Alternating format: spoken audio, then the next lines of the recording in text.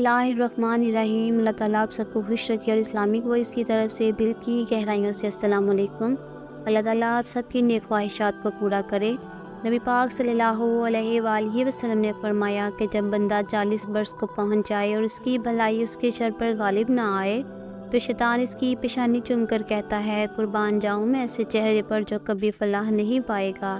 اگر اللہ اس انسان پر کرم کرے اور اسے اندھیرے کی تاریکیوں سے نکال دے تو شیطان کہتا ہے، ہائے اس نے ساری زندگی جہالت میں گزاری اور میرے دل کو سکون میں رکھا، آج اللہ نے اس کی توبہ کی وجہ سے اسے تاریکیوں سے نکال دیا۔ کہتے ہیں شہر بغداد میں ایک بہت بڑا عالم تھا، لوگ اپنی اصلاح کے لیے دور دور سے اس کے پاس آیا کرتے تھے۔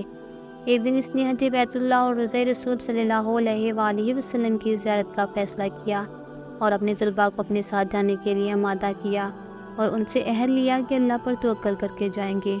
دوران سفر جب وہ گرجا گھر پہنچے تو گرمی سے نڈھال ہو گئے۔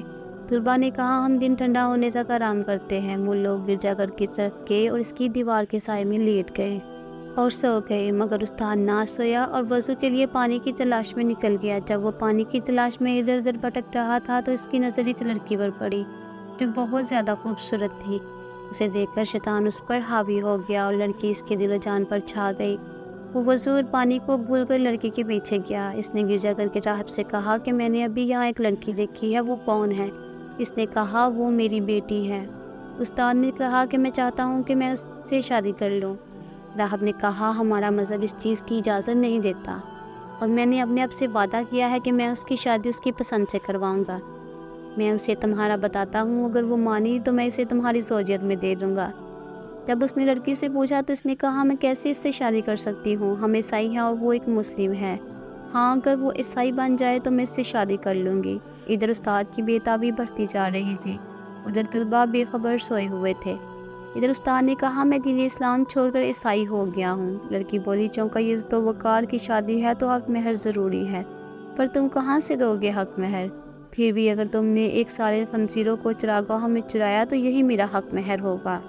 اس نے کہا، ٹھیک ہے، مگر میری بھی ایک شرط ہے کہ اس دوران تم اپنا چہرہ مجھ سے نہیں چھپاؤ گی۔ لڑکی نے کہا، ٹھیک ہے۔ اس نے خطبہ دینے والا اپنا عصا اٹھایا اور خنزیروں کی طرف بڑھا تاکہ اس عصا سے ان خنزیروں کو چراگاہوں کی طرف لے جایا جا سکے۔ ادھر طلباء اٹھے اور استاد کو ڈھونڈنے لگے۔ جب وہ راہب تک پہنچے تو راہب سے پوچھا۔ راہب نے ان کو ساری کہانی سنا دی۔ سارے طلباء آہو پکار کرنے لگے اور پوچھا کہ اب وہ استاد کہاں ہے؟ وہ سب اس کی طرف چل دیے۔ وہ خنزیروں کو چراگاہوں میں ادھر ادھر کر رہا تھا۔ انہوں نے اسے بہت راضی کیا۔ انہیں کہا کہ اللہ ایک ہے اور اللہ کے سوا کوئی عبادت کے لائق نہیں، پر وہ نہ مانا۔ وہ چلے گئے وہاں سے اور اپنا حج ادا کیا۔ واپسی پر جب وہ اسی جگہ پہنچے تو کہتے ہیں، آؤ دیکھتے ہیں استاد کیا کر رہا ہے۔ وہ بھی خنزیروں کی دیکھ بھال کر رہا تھا۔ ہم نے اسے پھر کہا کہ اللہ ایک ہے، اللہ کے سوا کوئی عبادت کے لائق نہیں، قرآن پڑھ کر سنایا، پر اس نے کوئی جواب نہ دیا۔ ہم مایوس ہو گئے اور وہاں سے چلے گئے۔ جب ہم گرجا گھر سے تھوڑی آگے گئے تھے تو ہم نے ایک سائے کو اپنی طرف آتے دیکھا، جیسے وہ ہمیں روک رہا ہو۔ ہم نے دیکھا تو استاد ہمارے پیچھے آ رہے تھے۔ وہ آئے اور کہا کہ میں گواہی دیتا ہوں کہ اللہ کے سوا کوئی عبادت کے لائق نہیں اور حضرت محمد صلی اللہ علیہ وآلہ وسلم اللہ کے رسول ہیں۔ یہ میری ایک آزمائش تھی جو میری ایک خطا کے باعث تھی، جو میرے اور میرے رب کے درمیان تھی۔ اس نے میری اس خطا کے باعث مجھ پر عذاب نظر عطا فرمایا تھا۔ ہم اس پر بہت خوش ہوئے اور استاد کو ساتھ لے کر واپس لوٹ آئے۔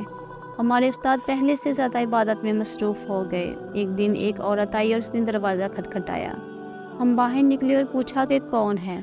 اس عورت نے کہا کہ میں شیخ سے ملنے آئی ہوں، ان سے کہنا فلاں راہب کی بیٹی آپ کے پاس آئی ہے اور آپ کے ہاتھ پر مسلمان ہونے آئی ہے۔ شیخ نے اسے اندر آنے کی اجازت دے دی۔ اس نے کہا، میں مسلمان ہونے آئی ہوں۔ شیخ نے کہا، تمہارا قصہ کیا ہے؟ کہتی ہے، میں خواب میں دیکھتی ہوں کہ دین محمد کے سوا کوئی ہی دین والا سچا نہیں اور حضرت محمد صلی اللہ علیہ وآلہ وسلم اللہ کے آخری رسول ہیں، لہٰذا میں آپ کے پاس آئی ہوں اور اللہ کے سوا کسی کی عبادت نہیں کرنا چاہتی میں۔